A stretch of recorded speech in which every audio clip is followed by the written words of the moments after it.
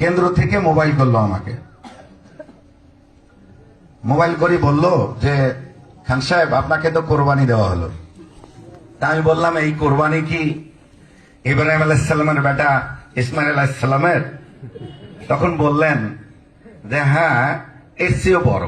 ইব্রাহিম আলাইহিসসালামের চেয়ে জামাত নেতার কুরবানি বড়। রংপুর মহানগর জামাতের আমির ও কাউনিয়া পীরগাছা আসনের প্রাথমিক মনোনীত প্রার্থী এটিএম আজম খানের এমন একটি বক্তব্য সামাজিক যোগাযোগ মাধ্যমে ছড়িয়ে পড়েছে।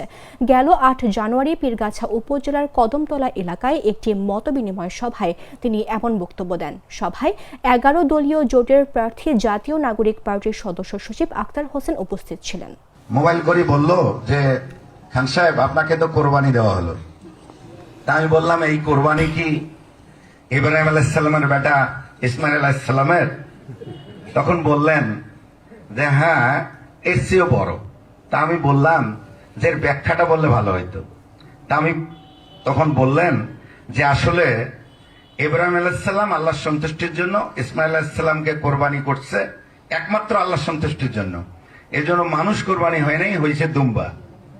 আর আপনার কোরবানি বলতে পীরগাছা কাউনিয়ার লাখ লাখ নারী পুরুষের কোরবানি। এই জন্য এই কোরবানিটা বড় কোরবানি।